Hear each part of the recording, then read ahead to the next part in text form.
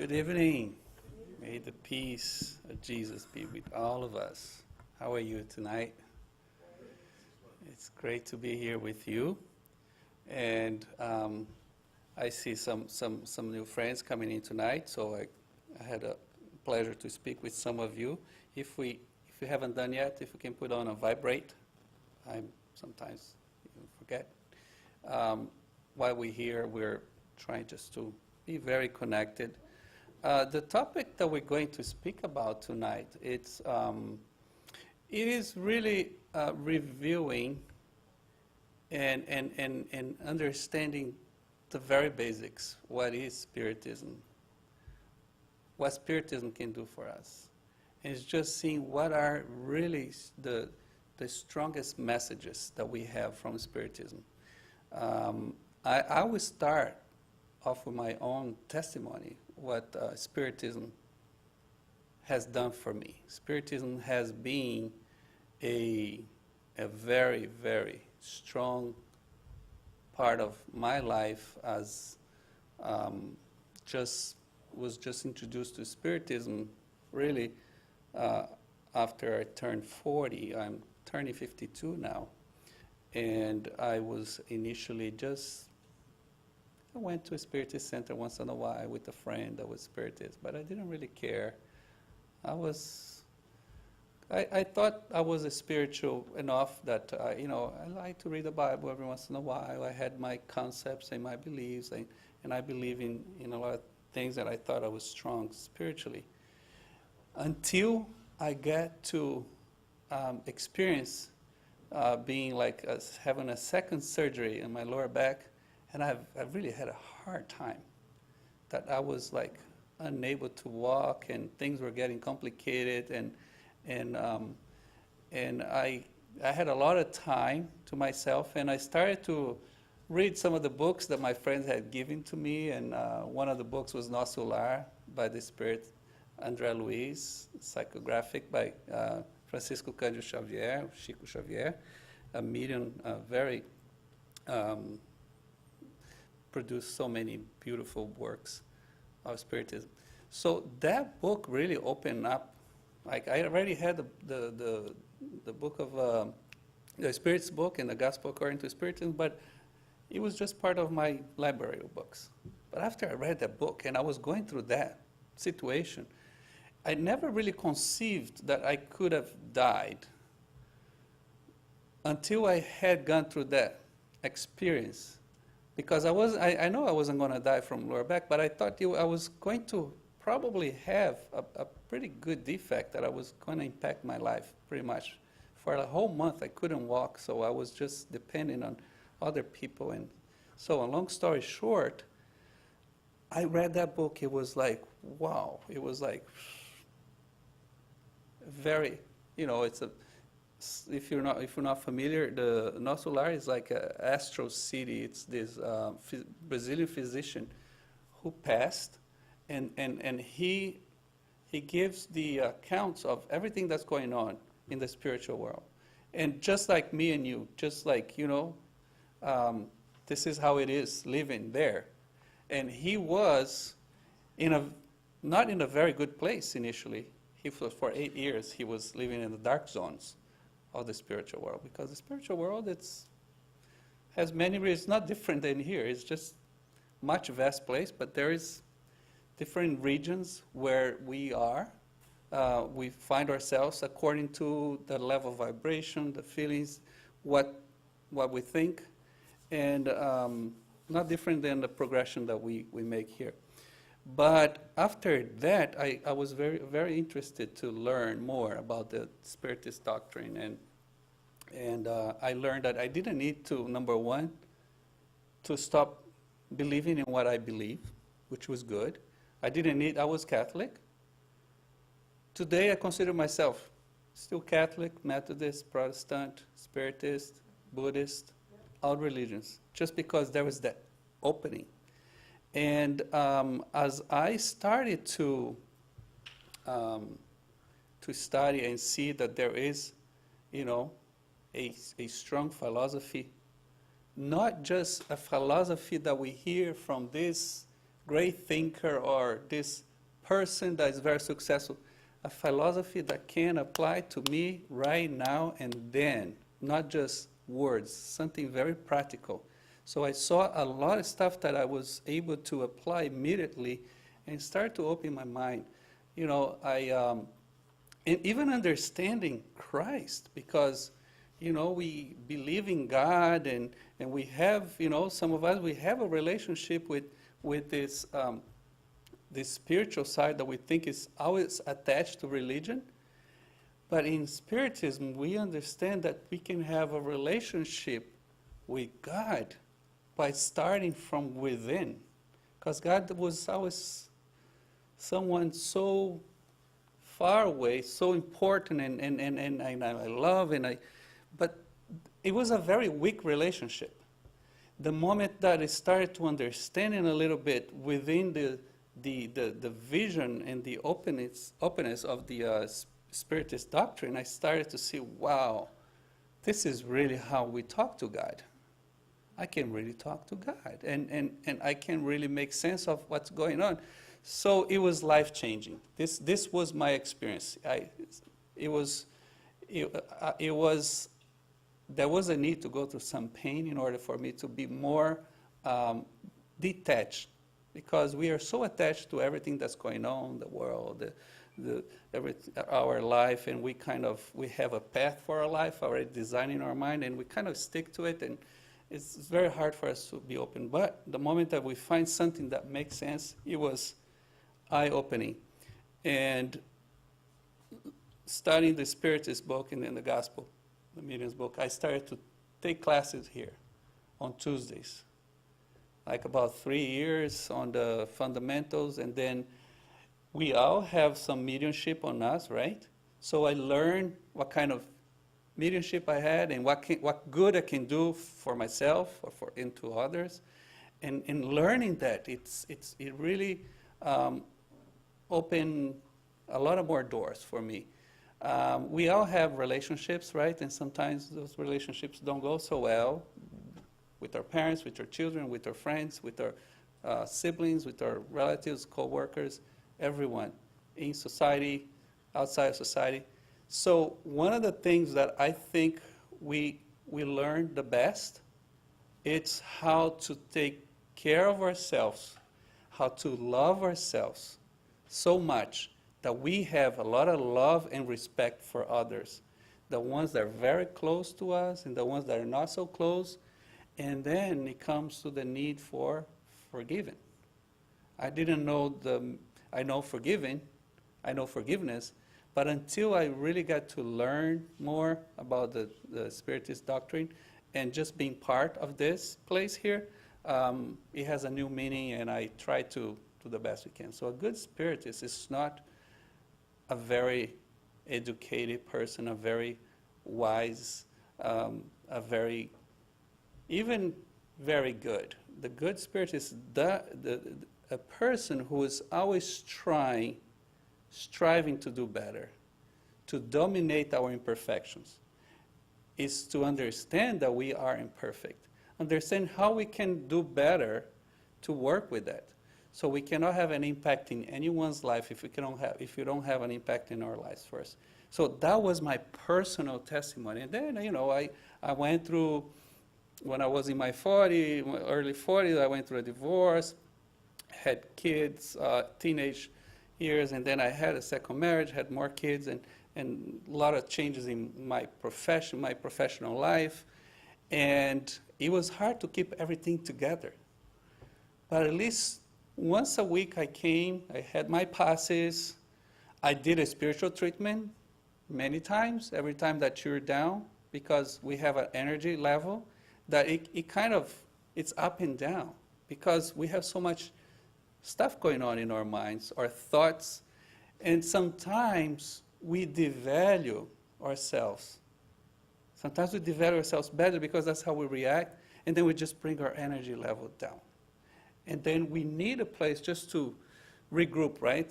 That's the word we use. We need to, you know, and this has been a great place. And, you know, within time, I took a lot of courses. Now, besides taking the passes, we also learn about magnetism, get more involved with mediumship and understanding mediumship and being able to share that. So it's good. What is Spiritism? What's your understanding of Spiritism? Go ahead, Isabel. You look like you want to say something. For me, Spiritism actually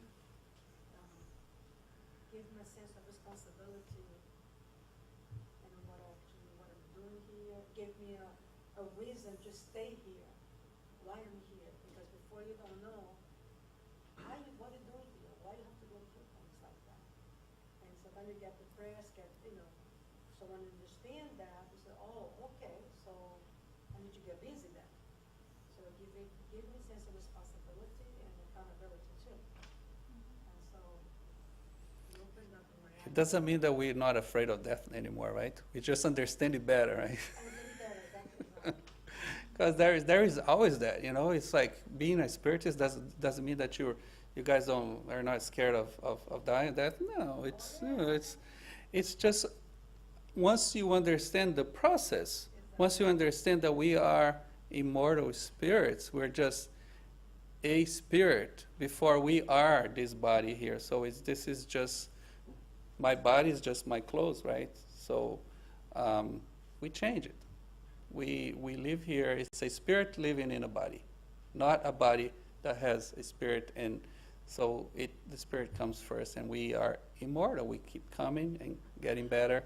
It's just like we take short course. It's like we are in a school, and we're taking a short course comparing to the amount of living that we have here in our physical existence compared to our spiritual existence, which is, indefinite.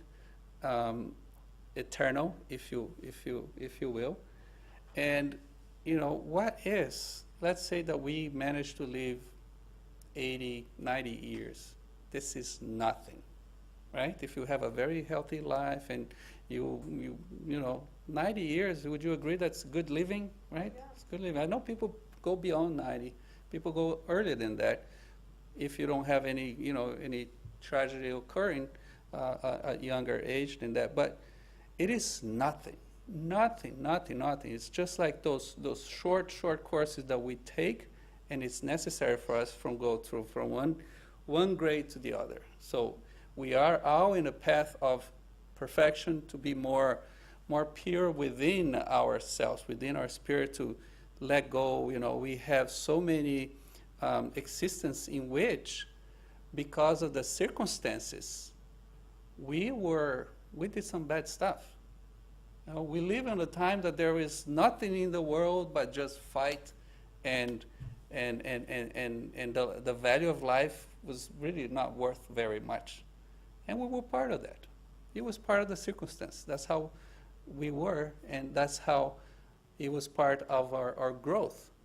But time passes, and we come back, and we come under a different situation. We are in a different family. We're related to different people in different countries, in different places, different races, different sex even. Yes, different sex. We're sometimes as a man, and we come as a woman, because you know what? This is how we find ourselves being wholesome, understanding and having the fullness of understanding. Then we have to grow, because sometimes we grow in one existence so much intellectually, but we do poorly emotionally, psychologically. So we are challenged in situations in which we were very good in certain things, and in the other existence we are really blocked for that, just because we wanted to explore there. So that's like very, very short living, and always learning. The definition of Spiritism, it's a philosophical doctrine, and it's a science. So it's a science and a philosophical doctrine that studies, that understands and explains the origin, the nature, and the destination of the spirit. and the relationship between the physical world and the spiritual world. So us living here, we have a direct relationship with the immaterial world. We live together. So Spiritism makes it a very serious approach, a very, very serious educational approach for us to understand this relationship. You know, it doesn't mean that you need to be speaking with spirits and having to have this kind of communication. It's very, very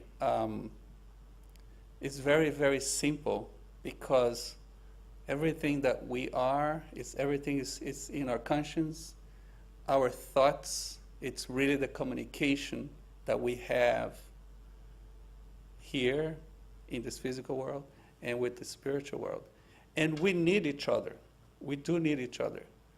Once we pass to the spiritual world, we are working to help ourselves to continue growth, the path to perfection, the path to full happiness. But we are so connected to everyone here, especially the ones that we're connected, that we're always going to have a special connection. And as much as we can, we help each other. We help each other from there to here, and we here, sending good thoughts, good vibrations, we can help them there too. So I brought here something very, very fundamental for us to go over together, because the basics of Spiritism is the very, very core, is the immortality of the soul. We have to have this conviction. There is no such a thing as the nothingness after death. So only believe that we going to continue on living. It's important, necessary, but there is a need for us to understand a little more than just that, so we can take advantage of an understanding what goes on in the spiritual world. So the communicability between the two planes, it's also a pillar. The existence of different worlds, and we strongly, it's not just a belief, it's a conviction. The reincarnation, the coming back again, the necessity for us to live multiple lives.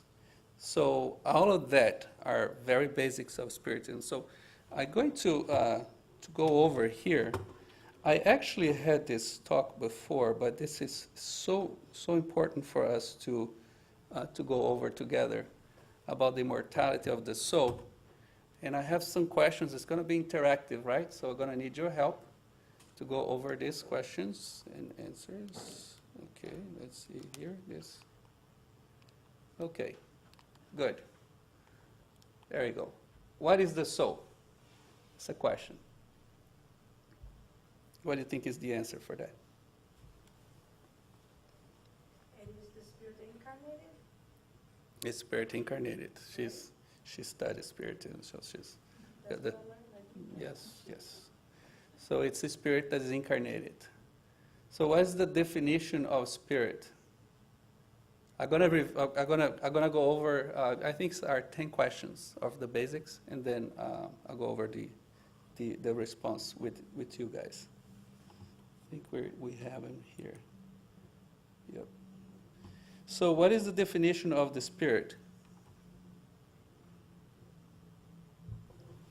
I think this is how we do it here.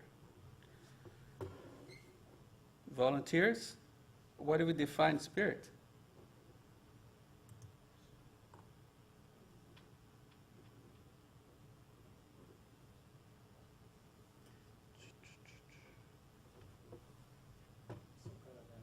Some kind of energy. That's energy is a good definition. Anything else besides energy? The question number one of the Spirit's book, the question is, what is God? It's not who is God. You know what the answer is? The supreme intelligence. the primary cause of everything. That is God. And the spirit, and the question, I believe is question 23 of the Spirit's book. What is spirit? It is an intelligence. The spirits are intelligent beings in the universe, creation of God. So this is the direct connection that we have with God. God is the supreme intelligence, the primary cause of everything. And we are intelligent beings. So our intelligence really makes us be who we are. This is a power that we don't have in any other, we are animals, right? And we are rational animals. The fact that we are rational, not just because of the biology of being a rational being, but there is so much power in intelligence, because intelligence is not just knowing, we behave as human beings. There is so much to it. And that's why intelligence, it is a power that we're just like a diamond, right? But the diamond at its first and more rudimentary state is like a rock that is very rough in the outside, very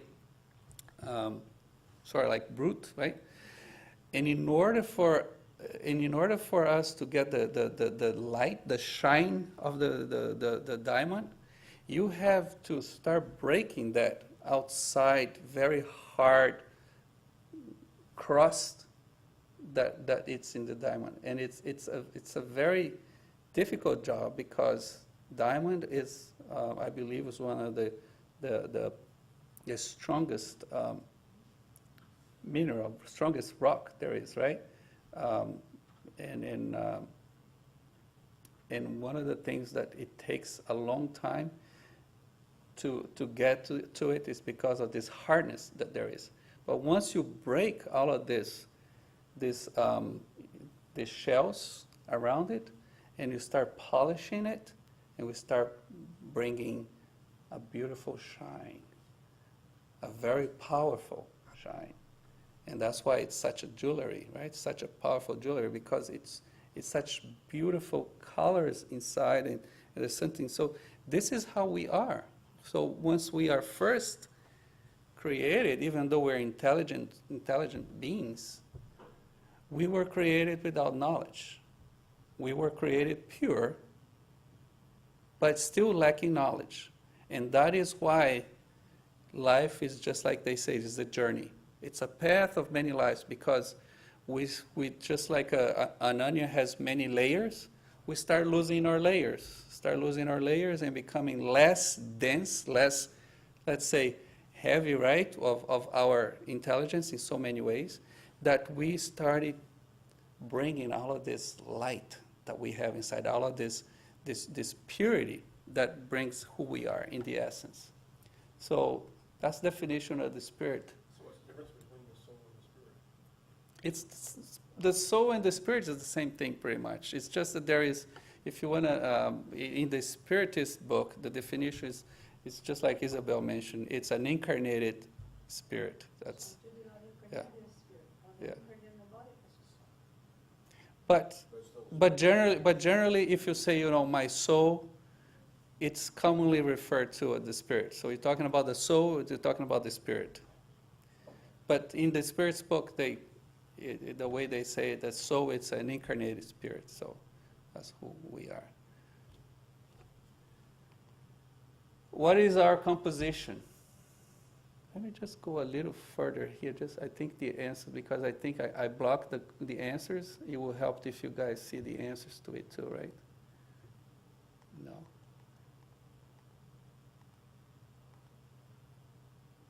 So you think about what is the composition. While you're thinking about it, I'm going to figure out how to reveal the answers to you here. So you have two questions there. What is our composition, and where is spirit? Number 4 kind of gives away number 3 a little bit.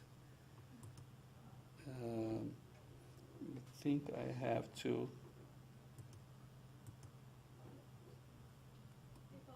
Yes, dear. The numbers on the The numbers in the other side. These numbers to the left. There, I think it's because I am in a presentation mode, and I think I should just. Okay, let's see. Here. I think. Okay, that's how it is. Okay. Okay. Thank you. You did not tell me how to do it, but you helped me to think differently. So if I delete here, so is an incarnated spirit. Okay. What is the definition of the spirit? Because when we did here, I wrote here what everybody thought. We had more time, so we don't have all that time. So we did like sort of like a revision together. So I'm just gonna here. Spirits are the intelligence beings of creation. The existence of spirit has no end. Spiritist can be imagined as a flame, as an ethereal spark. Whenever an intent thought is, thus it also where the spirit is. Each spirit is indivisible. The spirit can extend its thoughts in all directions. So that's a little more complete. So what is our composition? I need volunteers just to see if we're in the right direction and what do you think about. It's kind of a hard question, right? What's our composition? But it's not that difficult. What do you say? Is it the spirit and the perispirit Okay. and the material body? All right. The perispirit. We're going to talk about the perispirit. You say the material? Okay. Material body, the perispirit, and the You got it. Very good. That's exactly it. So let's check. So this is spirit, a perispirit in the physical body. So the spirit, remember we saw the spirit is like it's an ethereal sort of body. Ethereal, it's like a fluidic, right? Not even fluidic. It's even more pure because the perispirit, which is between, there is the spirit, the perispirit, and the body. So in between the spirit and the body, we have this fluidical body, like a magnetic fluidical. And that is how we involved our, just like right now, our physical body, it's the envelope for my perispirit and my spirit. So the perispirit is just like, you have like an avocado, right? You have a fruit. In the outside, you have will be like the outside body, what's in the outside of the fruit. And then you cut the fruit, you have like an intermediary part. That was the perispirit. And then the seed will be like the spirit, just like sort of like a parallel to it. So there's only those three. And the perispirit, which we're talking about here, it is a semi-material substance that envelopes the spirit. It contains matter. It connects matter and spirit.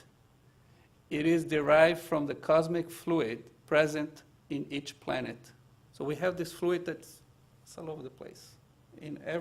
This is like part of life. There is life. Even though we don't believe there is life in some planets, there's life because there is this cosmic fluid. This cosmic fluid, it makes life. And we have some of that makes us be what we are. It is derived, we read that. It can become visible and even palpable to us in dreams and even when we are awake. It records all of our thoughts, feelings, and actions. That's our perispirit. Okay. What is the destiny of the spirits? Question? To progress. Anything else? Anything else you'd like to offer? To do what? To become a pure spirit. Excellent. Very good. It's a long path, but we get there, right? We'll get there. Great. What else? What is our destiny? Don't be shy. There is no wrong answers, okay, guys? God, To be with God. our destiny. Have a good time with Halloween. Okay, you need to progress, right? So this is what happens. This is a quick graph here about our destiny. So we have a moral and intellectual journey to go through.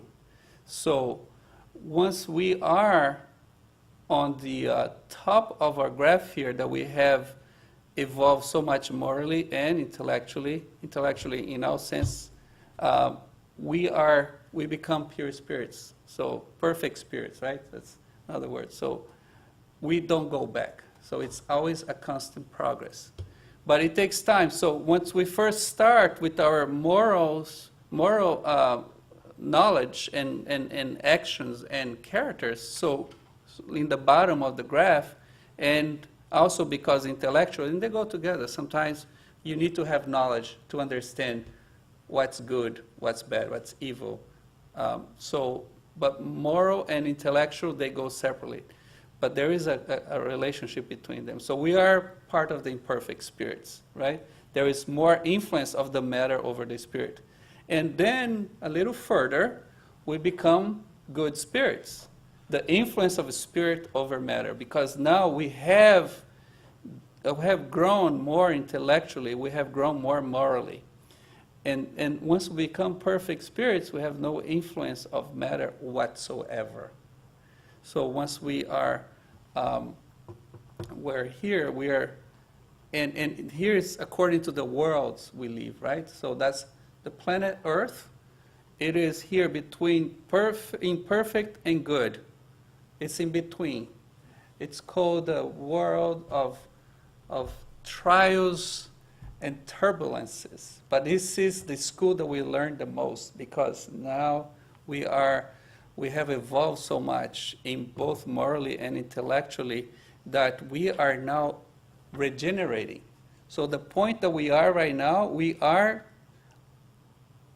as a whole, right? Because there are many people who are so evolved they even surpass being good spirits. But spiritually, if we're just put everything in equation, we are in between here. We still have a lot of influence of the matter of the spirit, but we are almost there. We still have wars, we still have hate, intolerance, we still have a hard time to deal with people. We still have not broken the selfishness that lives so strongly inside of us. So that's why we're still not there yet, but we are in that path. Good? It's a clear graph, right? Straight to the point.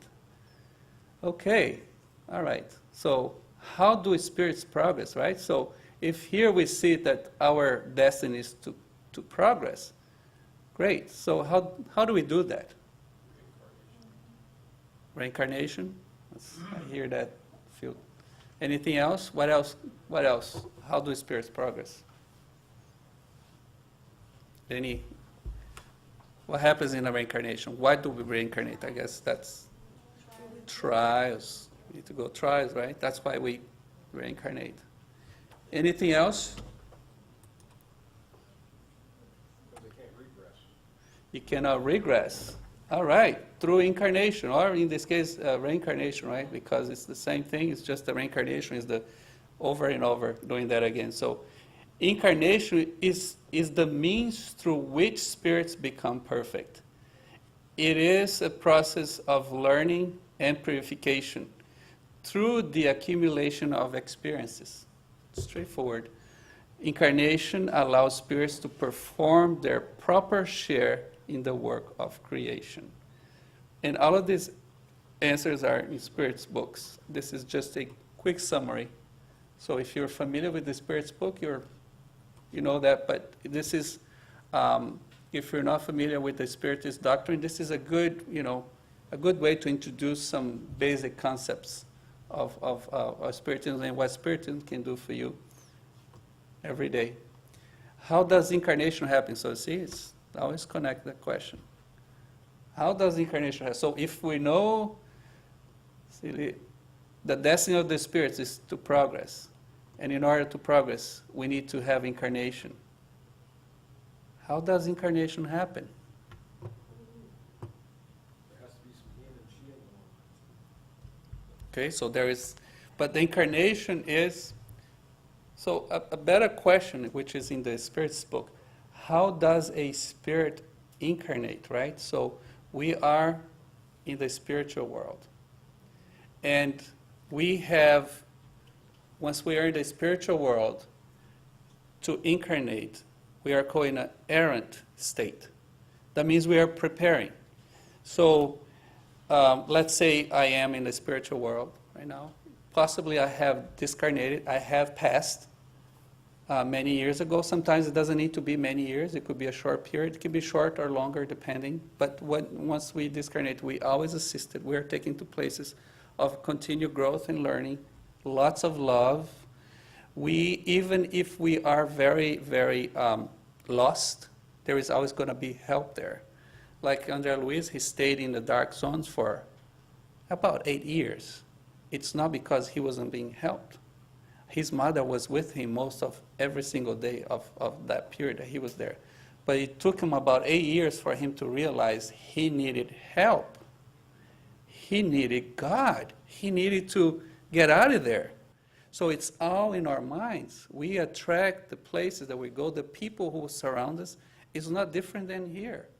So we make our own destiny precisely, we do, even in the spiritual world.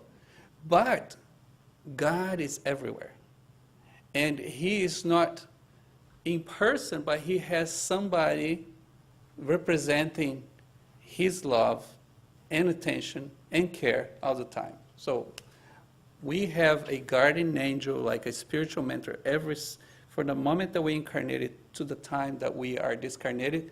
And this friend that for us is like a parent, right? Like so much love and attention that our spiritual guide does not tell us to do this or that.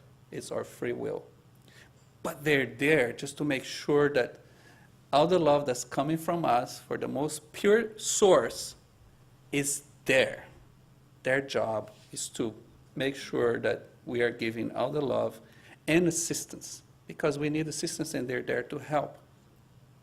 So even after we discarnate, they continue helping us. Okay, now you finally can see me. Okay, let's work it out, the situation. Let's see, let's get to work. Let's see what happened, let's see what we did right, do wrong. Let's check our journals here.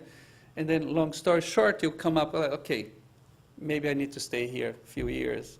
I like to learn more about this, about that. So there's a lot of knowledge that goes on. There's a lot of knowledge about ourselves, about being a spirit, as we are a spirit. Because sometimes we are in a spiritual world and we have no clue. We still think we're still so connected with matter that it takes a while for us to be feeling, be 100% there. It takes time. For once, it's faster. For others, it takes longer. But at one point, as we are in the spiritual world, we're going to work out a reincarnation plan. So, how does the incarnation happen? So, once we are, the spirit starts connecting to the physical body about 24 hours from the sexual act, there is conception. About 24 hours of the sperm and the egg get together, there is conception. Right there and then, that's the first links of the spirit that is to incarnate in their body. It starts to happen, and it gets stronger and stronger and stronger until it's time for that fetus to be born, and the spirit is there, fully incarnated. Within the first 7 years of the child, we're not like still 100%. We already incarnated spirit, but we still have a big connection with the spiritual world. After the 7 years of age, more or less, we're fully here, and that's, our links to the spiritual world is lesser. So, do you follow? Make sense? Yeah. Let's see what we have for answer here.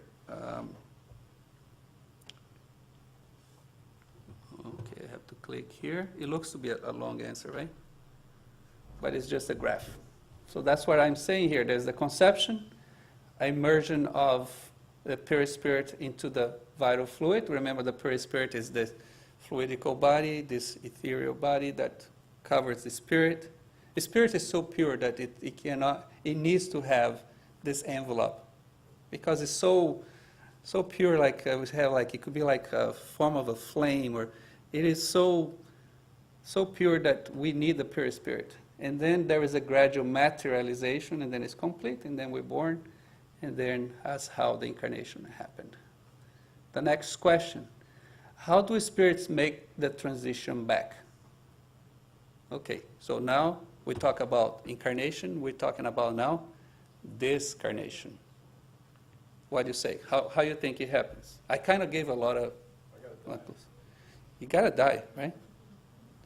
But what else? Spirit, with the spirit, now that we know that the spirit and the body are not the same. The body dies, but the spirit is immortal. The spirit goes on. But how does the spirit will go on? Disconnected, There's a disconnection, right? the cord, the silver cord.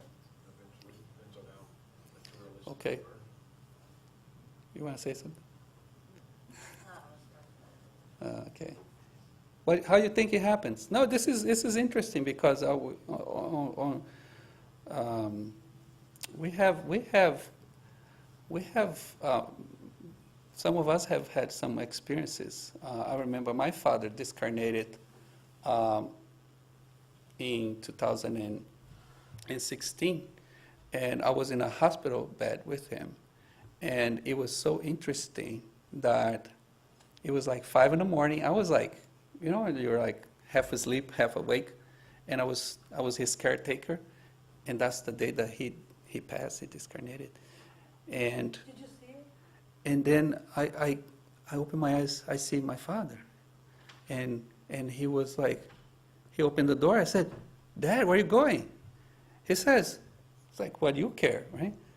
He says, I'm just going to go say bye to everyone around. I'll come back, don't worry." And then I said, okay. And then I went back to sleep, and I woke up. He was there, but his spirit was doing something. He was already being assisted. So once we discarnated, there is always some sort of assistance that's there, and our spirit it's free already. There is a process in which it takes place. I cannot go too far into it. I'm going to just leave with these answers here. So there is always, okay, got to find it here. There's another graph, right? So there is distinction of the organic life, the rupture of the fluidic link, which is this link between the physical body and the perispirit, and there is the separation of the soul and the body. Like I mentioned, this picture here is kind of spooky, but there is always some kind of assistance. So we kind of raised to the spirit realm. And what happens after death? It is a progression question. I think we have just one more question, and then we're good. What happens? Things depend how you was here. Good. Feel good. Me will. Okay, play. Right. Not so good. I don't know. That's right. We are the authors. I think it's, We are authors of our destiny and our destination. So that was a good way to put it. There is a little more to it. After death, we are what we made ourselves in places that are best suited for recovery and for opportunities of service we might prove capable of doing. So even like we're talking about Andrea Luis, that even though he was there for about 8 years in that zone, once he woke up within himself and he wanted assistance, and his mom was a much superior spirit. She had already made all the arrangements. He was immediately taken to a colony, and there where he studied, where he worked, he did a lot of service. So we continue working in the spiritual world. And we bring ourselves to the place we sort of belong. This is the last one. What is the spirit realm like? Is it like angels and demons, or it was clouds? What do you think? Start believing in angels. Depends on Before what the you made it here. Spiritism. It's like here? It depends on what you made it here. It depends what you made it be. You guys agree? Makes sense? Yeah. Okay. The spiritual world, it's like a great city where individuals of all ranks and conditions see and meet each other. As in a city, circles are formed by similarities in tastes, and in good and bad spirits share the same space without having to interact. So it is a very vast place. So a spiritual world is where we're going to associate ourselves in the place and with the people who we have associated mentally, emotionally. So to finish, we kind of passing the time a little bit. I have a video. Is there proof of the immortality of the soul? What do you guys think? Is it proven? I'm just going to share this with you because I experienced this myself. And this is something that, it's a CBS report that now there is proof. So what happens when we die? It's a question that humanity has wrestled with throughout history. But a new study conducted by NYU may have found some answers. Dr. Sam Parnia is the director of critical care and resuscitation research at NYU Langone School of Medicine, where he ran this study. Thank you so much for joining us, Dr. Parnia. Pleasure. Thank you for having me. What would you say, what actually happens when you're clinically dead? You know, when people die, essentially it's when the heart stops. So this has been going on for, as far as we know, millennia, not longer. And when the heart stops, you stop breathing and your brain shuts down, and that's how we declare people dead. And that's why we give a time of death and we give them a note. And really, to be honest with you, until about 50 years ago, that was the point of death. So people become lifeless, motionless, the brain shuts down. But now through advances in medicine, we can actually bring people back to life even after they've gone beyond that threshold of death, and study what happens to them. And one of the interesting things, of course, is that the brain completely shuts down, as I said. But what's fascinating is that the cells inside the body, and particularly the cells inside the brain, do not suddenly become annihilated. They go through a process of decay that can take a few hours, which is why we can actually medically bring people back to life after they have technically gone beyond that threshold of death for tens of minutes, if not hours of time afterwards. And that, of course, raises many interesting questions about what happens when we die. So tell me more about this study. How did you conduct it? And tell me about, how you came about reaching your findings, your conclusion. You know, I'm an intensive care doctor, so my job is to essentially save people's lives and prevent them from dying. But unfortunately, people do die, and we try to revive them. What we have found is that over the last few decades, many millions of people have now come back, and many of them have reported, actually, anecdotally, that they've been able to see and hear things going on, even though from our perspective, they should have been dead and their brain should not be functioning at all.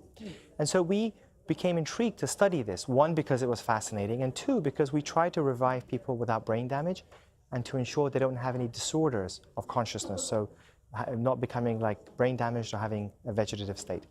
At any rate, so this particular study is the largest study ever carried out in the world. It was done in 15 medical centers across the US and in Europe. And we studied more than 2,000 people who'd gone through this cardiac arrest or process of death. And we did not expect people to have any consciousness or awareness, but intriguingly, up to 40% of people came back and had a perception of being aware of what was happening to them, even though they had technically gone beyond the threshold of death. Why do you think that is?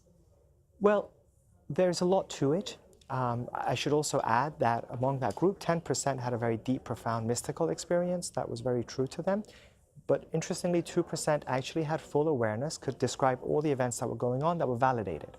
So of course the question is, why does that happen? And we don't have the answers, because to our scientific model, when people have died, there should be no more conscious awareness going on. But it sounds like maybe consciousness is able to continue. And by that, I don't mean that they're awake, but that entity that makes us who we are, makes Sam who he is, makes Rena who she is, the self, the mind, seems to continue and doesn't become annihilated after a person has gone through their process of death. Were there any of the people that you studied that completely lost all consciousness? Well, That's what I was trying to explain. Yeah. Everybody loses consciousness immediately as soon as the heart stops. It's not like they're awake and watching us. Well, you mentioned that there were some people who remembered there was some sort of mystical experience that they were going Right. through. Were there some people who said, nope, didn't feel anything, didn't? So some people don't have any recollections. What we don't know is whether they had experiences and forgot it afterwards, and that may be what's happening. Because of course we forget a lot of things, and most of the people who are brought back have issues to do with their treatments. We give them sedative drugs, which wipes out their memories. So that's part of what we're studying now is, does everybody have this experience? And how long does mind and consciousness continue in some format, even though we've gone beyond the threshold of death? Do you have some sort of conclusion as to how far the mind and consciousness goes? Again, from what we can determine, which Yeah. is actually fascinating, and it raises questions about our whole science, about what happens when we die, is that it appears that even though people have gone beyond that threshold of death and their brain has shut down, that entity that we call consciousness, the mind, the psyche, whatever you want to call it, does not seem to become annihilated. From the evidence we have, that at least tens of minutes, if not hours of time afterwards. How long beyond that, we don't know at this point. For the folks who have lost consciousness and come back, have there been any long-term effects afterwards? Well, those people who have these very deep, profound, mystical experiences, often they describe a sensation of being very peaceful, seeing a bright, warm, welcoming light, sometimes deceased relatives. And intriguingly, some of them describe a sensation of a being that they describe as being perfect and full of light and love and compassion. Those who have that experience are often very positively transformed for the rest of their lives. It's very profound, it's Really? real to them. They become less afraid of death, they lose their fear of death completely. They engage in altruism, they're more helpful to people, they engage more with family. It completely changes them. So there's something very profound about this experience that they have. We often hear people say, I saw the light, some sort of light. Why do you think it is that some people see that and some people don't? Well, so there are two possibilities. One is that, as you said, only some people see it, and we think that it might be 10%. But the alternative is that everyone sees it. But unfortunately, because of the medical treatments that they get afterwards in the intensive care unit by doctors such as myself, to save their brain, they forget it. And one of our new studies is trying to actually decipher whether people have had it but just forgotten about it. And so I think there is some evidence that more people are having it, but unfortunately they just forget it afterwards. It's a fascinating study and a fascinating look into death and those final moments as well and returning back. Dr. Samparnia, thank you so much for joining us. Thank you. Pleasure to be here. This is how science is getting closer to Spiritism. So what the science is discovering now, they call awareness or the self and all, it is really our spirit. It is our intelligence, it's who we are. And I was fortunate to be in that position, and I can testify with Congress that I've been there. I had the cardiac arrest experience, went to coma and all, and I was able to really not see the light, but also be assisted by the light, be cared by it. So it's fantastic. I hope you grasp a little bit of what Spiritism. There is so much Spiritism can do for us. Our recommendation is always to grab a good literature that it doesn't need to be something very complex, but very simple. There's a book called What is Spiritism, written by Allan Kardec, who's the codifier of the Spiritist doctrine. It's a good introduction. If you already have knowledge of Spiritism but has not had the inspiration of the interest to get a little deeper, I would recommend to read any of the Chico Xavier's works, and of course the Spiritist book, Gospel According to Spiritism, if you want to get a little more into mediumship, if you have knowledge and want to understand a little more, there's the Medium's book, Heaven and Hell, Genesis, So I hope you continue this path, this growth of knowledge, so we can grow in more intelligence and be more and more free. Thank you so much for your time.